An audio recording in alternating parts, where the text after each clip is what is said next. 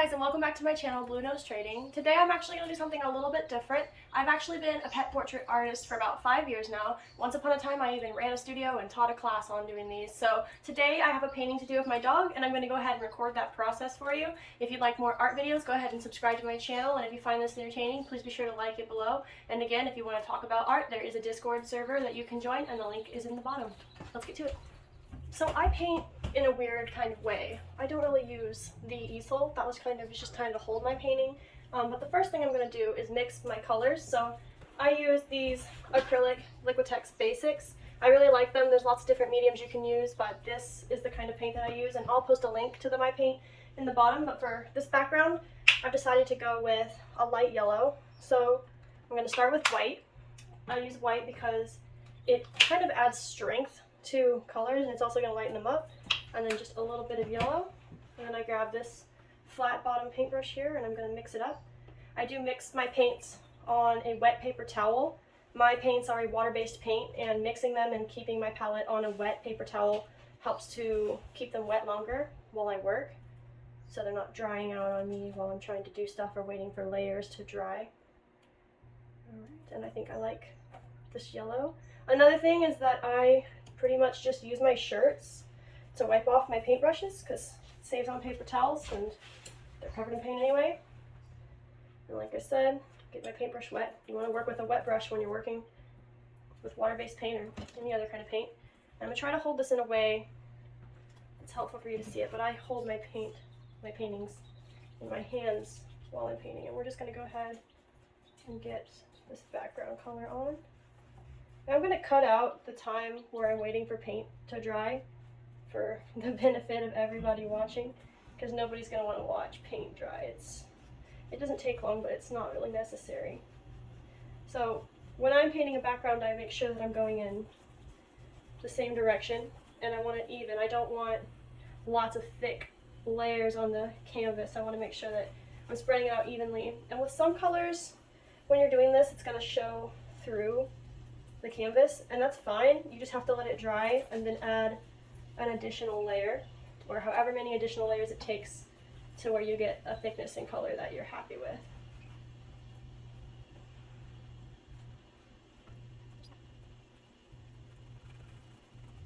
Make sure I get the sides. Part of my style, I like to make sure all the sides are painted. It's just kind of a craftsmanship thing. I think it makes it look nice.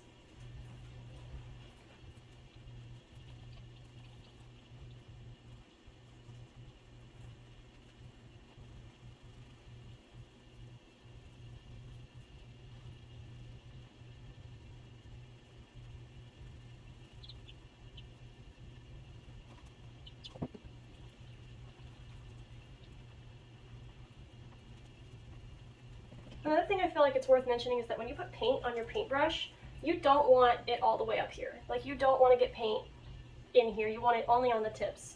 If you get it in the metal part, you're going to have paintbrushes that get really stiff and hard to work with, and it's a lot harder to clean, because ideally you would clean that out.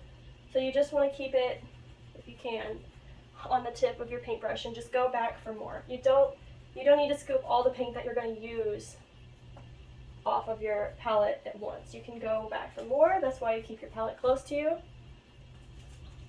Just go back and grab a little bit more.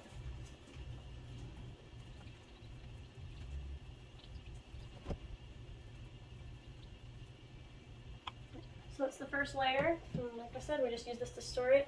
Now when I have these paintbrushes, you don't want to just lay them down anywhere, because that paint, it's water-based and it's going to dry out, and your paintbrush is going to get really hard and tacky. But you also don't want to get up every 20 seconds, 20 minutes and wash your paintbrushes. So what I do, because you also don't want, you have your jar of water and a lot of people just plop it in there, but if you have nice paintbrushes, over time you're going to squish the tip into the bottom with them laying. It's bad for the bristles. So something that I like to do is I take a clothespin and I grab my paintbrush and I stick it in there to where just the paintbrush and a little bit of the metal is in the water. If you have it in there to where all of this metal part is underwater, eventually the stuff that holds it to the wood, it's going to break down and it's going to fall off. So to keep your paintbrushes with you longer, especially if you're paying a lot for them, you're going to want to try and maybe do something like this. So now that we have that done and we've got the first layer of the background done, I'm going to pull up my reference photo of my bean dog, and I'm going to start mixing colors. Mixing the colors. So I mix my own colors, and like I said, I am using this Liquitex acrylic paint. So we're going to take some cadmium red. I'm going to be honest, brown and red me, it's a hard color to make. So some yellow, we've got cad yellow medium. And then I like primary blue. I think that the starter kit might come with phthalo cyan blue, but I personally prefer, just for my own intents and purposes, to use primary blue. And blue is really powerful, so it's only going to take a tiny bit of blue. So let's just see where that gets us in the world of browns and reds. Mix it nice and evenly. You don't want any pockets of blue or red or yellow or anything really that's not consistent in there.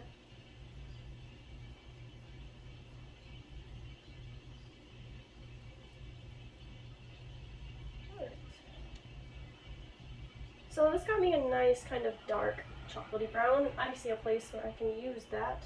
So I'm going to pull some of it off to the side. But for the majority of my piece, I'm going to need something a little closer to orange, so I'm going to add a little more yellow. And even less of a little more red. I'm going to mix those in there. And orange.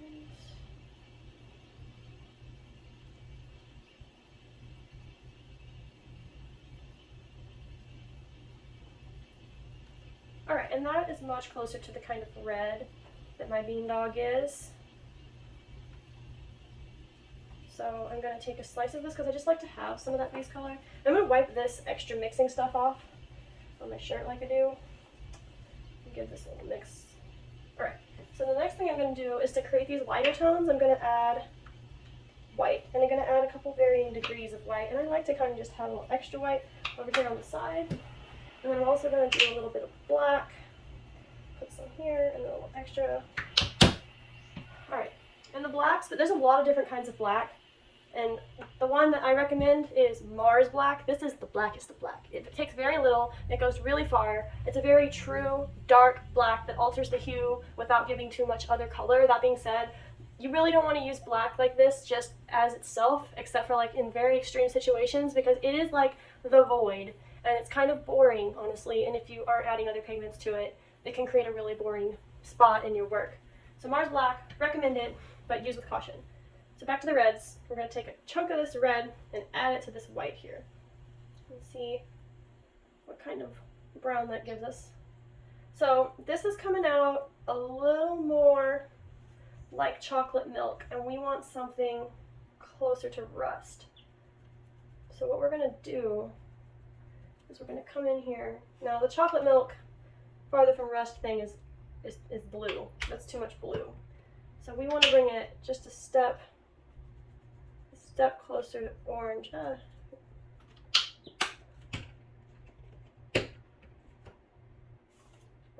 Just a step closer to orange.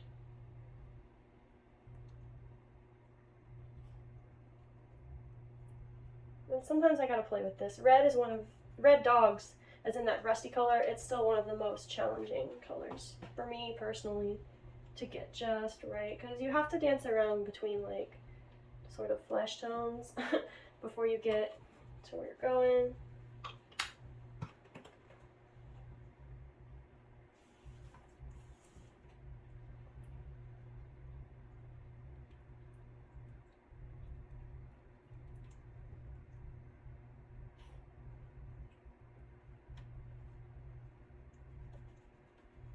That is a nice lighter version of what I'm kind of looking for. So I'm going to push it all together, because you don't want to lay it out too flat across your palette, because the more it holds together, the better it's going to stay wet while you work. Even though we are working on a wet paper towel, it's still good to keep it together. Plus, you're going to have a lot more palette space to work with. So we're going to definitely bring this up even more than we thought that we had it before. Very good. Take some of this white over there, because I know we're going to need a touch of it. And see how that comes out.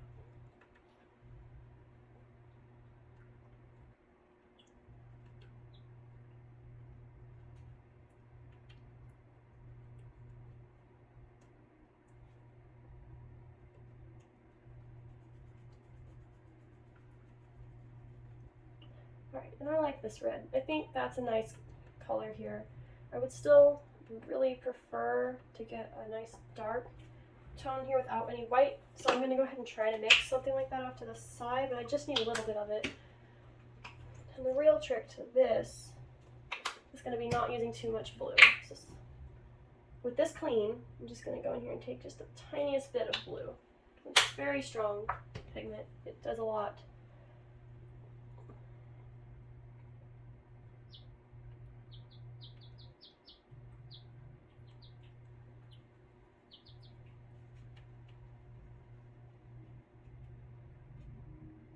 Okay.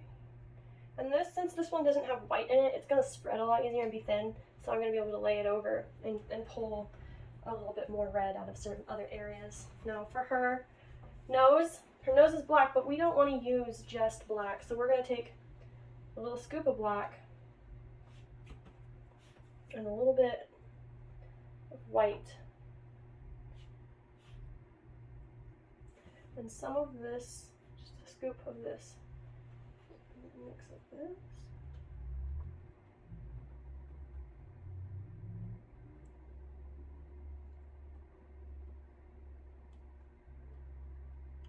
Alright, and this lighter kind of charcoal color that's carrying the pigment from the rest of the palette is going to be the color that we use on her nose.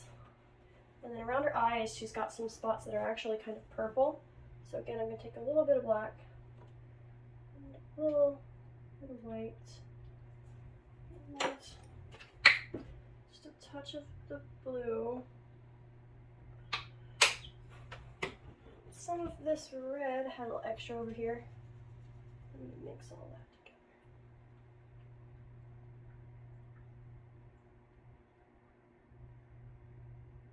That's going to give me a black that kind of sits on the side of purple.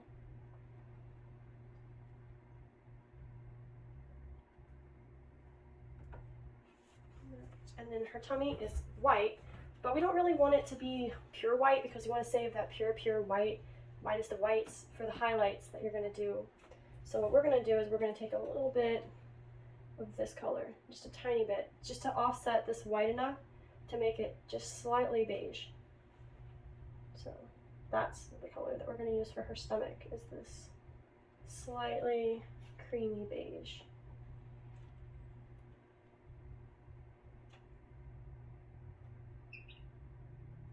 Okay, and that is, I'll probably have to mix a couple colors as we go. I know I'm going to use some red for her collar, so just straight up red. So that's the palette we're going to be working with. And this, we're going to go back in here and make this one more layer thick on this background color here. You always want to make a lot, maybe not too much, but a good amount of your background color, more than you think you're going to need, because if you make a mistake while you're going and you have extra background color, you can kind of go over it, like if you go outside of your plan design area, or if you need to erase anything, the background color that you've made is basically your eraser, like as far as that goes, so you need to try to make a little bit extra. Sometimes I don't always make a little bit extra because, like I said, depending on what color you're using, it might take a lot of layers to get the consistency. This yellow with white, it's only going to take 2. And this second one might not be totally necessary, but I put it on there for good measure.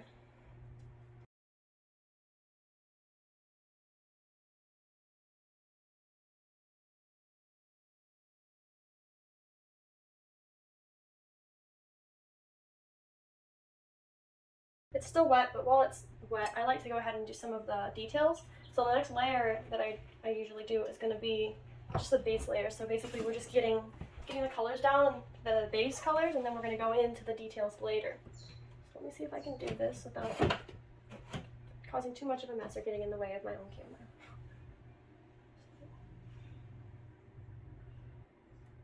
I know I said that we don't like to use this black too much, but since this is the base, we're going to be putting other colors on top of it. It's kind of okay. And for a couple places in the painting, I do use the Ultimate Void of Mars Black. And pupils and nostrils are 2 of those places. And sometimes, depending on the dog or cat or bird or fish, elephant, depending on the animal, I'll use it on the acrylic eyeliner. I think this might be one of those cases.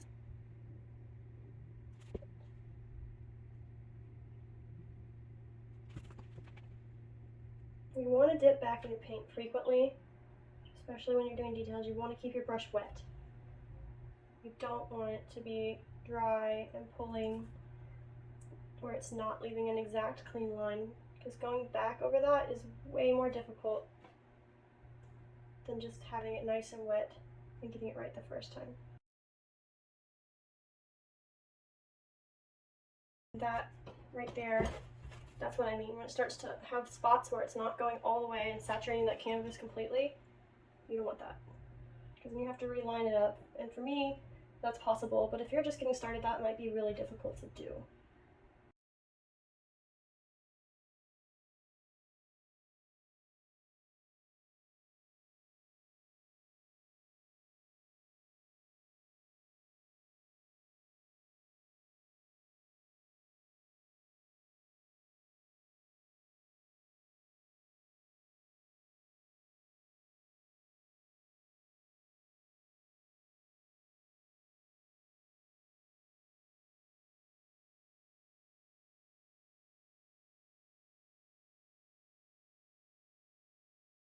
It might be tempting to paint your entire paintbrush with this tiny little liner, and you can do that if you really want to, but I'm just going to let you know that you'll save yourself a lot of freaking time if you switch to something slightly bigger. Now, you don't want to try to paint your whole paintbrush with this giant thing either, because you're not going to have any control, but trying to paint it with this tiny little liner, it's going to take forever. Yes, it will get the job done, and yes, you will have a ton of control if that is what you are going for, but it's going to take forever, so I'm not going to do that. You do you. But not me. So what I like to do is switch to this middle one right here. What does he say? 1500 1/4 inch angle shader. Biffles. You can get a lot of control with this one. I can't do as much detail precision. I mean, I probably could, but it's not as easy. I like to work in ways that are conducive to getting it done. And I just realized that we need a little bit of pink. Like a pink brown for inside her ear. I'm gonna make that real quick. Usually when I'm working, I realize there are a lot of colors that I didn't initially see or that need to be altered, and that is totally normal and fine. So if you need to stop and make a color, or you feel like a color just needs to be adjusted, just do that. Don't let anyone tell you how to art. Make your colors, make them how you want. Right. So, some water because I'm thirsty. Okay. So I'm going here and put the pink where the pink goes. Pink.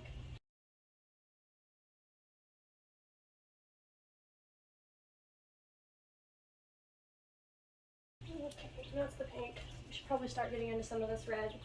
Now I've got lighter spots and darker spots, and I normally start with the darker spots, but sometimes I start with the lighter spots because I'm just kind of inconsistent. And again, here I'm taking some of this color and some of this color, and I'm just going to kind of work with them together because I kind of feel like that's the color I need for these spots that I'm seeing now. So we're just going to come in here and it's okay to blend as you go, make your colors as you go, because literally it's art. And anything is okay. If you're achieving a result that you are pleased with, be damned what anyone else thinks. It's okay and you're doing it correct.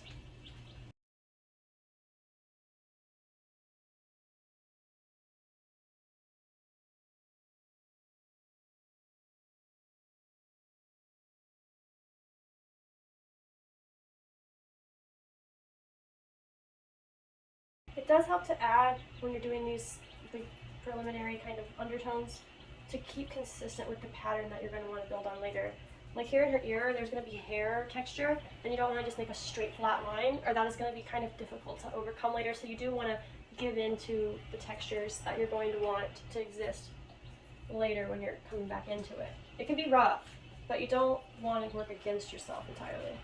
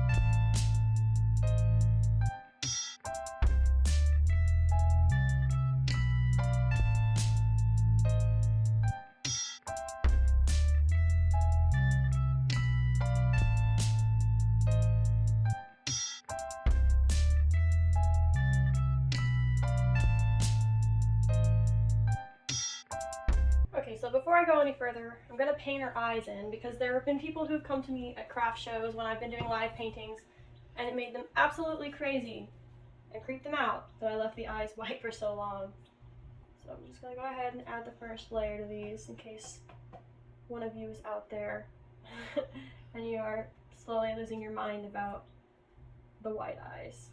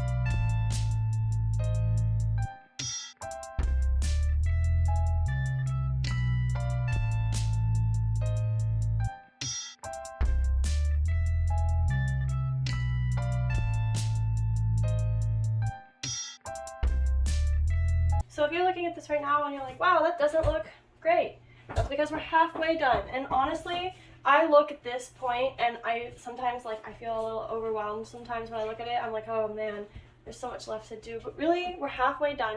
So for now, since this is the base coat, I'm gonna go ahead and pause. Well, it's not really gonna be a pause for you, but I'm gonna let this paint dry. I'm probably gonna drink some water because it's good for me, and you should probably drink some water too. Have you drank enough today? And then we'll come back to it and we'll put in more details and second coat. So it's been about 15 minutes or 1-2 second transition on your side, and we are going to go in and put in some more of the details and make this make more sense.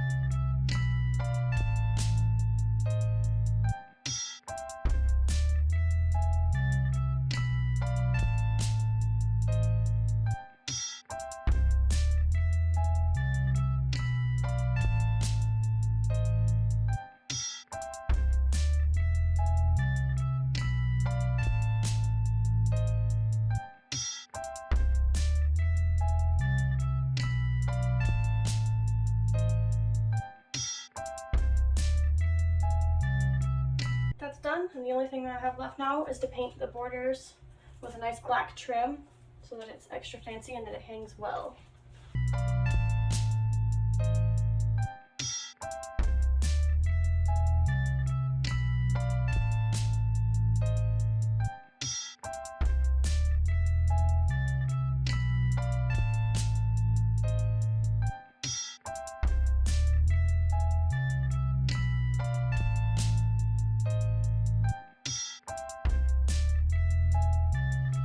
Thank you again for joining me this week, guys. I hope you enjoyed watching me paint my bean dog. If you'd like to see more videos of me painting, go ahead and comment below and let me know what you think. I'll be back next week at Friday at 5:30 with a new video, and if you'd like to stay up to date with my new videos, you can go ahead and subscribe to this channel. If you thought this video was pretty neat, you can go ahead and give it a thumbs up, and I really appreciate that. And if you'd like to see all of my artwork from other people, and share your own artwork, you can go ahead to the links below and join the Discord server, and I'll see you next week.